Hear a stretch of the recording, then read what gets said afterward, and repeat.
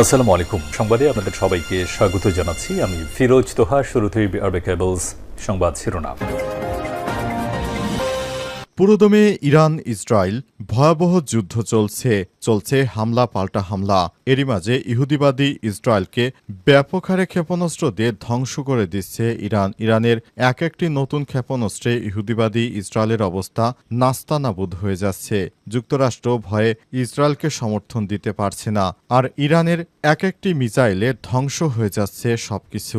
এরই মাঝে আমাদের হাতে এসে পৌঁছেছে এই যুদ্ধের সর্বশেষ গুরুত্বপূর্ণ সবথেকে তাজা আপডেট সংবাদ। প্রথমেই জানাবো, ইসরায়েলে মিসাইল স্যালভো ছুড়েছে ইরান। কি এটি?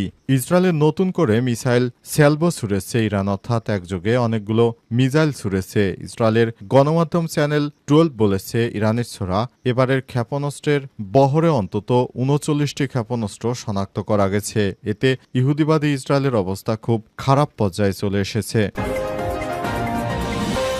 এরপর জানাবো, হতাশ নেতানিয়াহু, দ্রুত যুদ্ধের মাঠে চান ট্রাম্পকে, বলছে বিশ্লেষক। ইসরায়েলি দৈনিক হারেজের কলাম লেখক এবং বিশ্লেষক গিডিয়ন লেভি বলেছেন, ইরান ইসরায়েল সংঘাত নিয়ে সিদ্ধান্ত নিতে ট্রাম্প কয়েক সপ্তাহ অপেক্ষা করতে পারেন। এই ইঙ্গিতে বেঞ্জামিন নেতানিয়াহু এবং তার জোট গভীরভাবে হতাশায় পড়েছে, কারণ নেতানিয়াহু চান ট্রাম্প যেন যত দ্রুত সম্ভব এই যুদ্ধে যুক্ত হয়।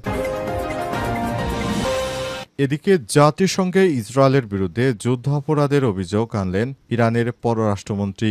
ইসরায়েল অন্যায়ভাবে যুদ্ধ শুরু করেছে, গুরুতর যুদ্ধ অপরাধ করছে বলে অভিযোগ করেছে ইরানের পররাষ্ট্রমন্ত্রী আব্বাস আরাগচি। আজ জেনেভায় জাতিসংঘের মানবাধিকার কাউন্সিলের বক্তৃতায় তিনি এই অভিযোগ করেছেন। তিনি বলেন, ইহুদিবাদীরা আমাদের নিরীহ মানুষদেরকে হত্যা করছে, সেটি কোনোভাবেই মানা যায় না।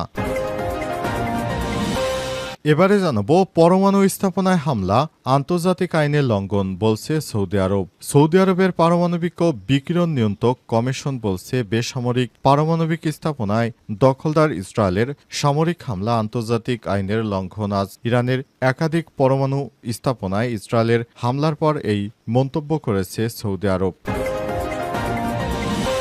এবং সর্বশেষ জানাবো, ফেনী নদীর মুহুরী বাঁধ ভেঙে 4 গ্রাম প্লাবিত।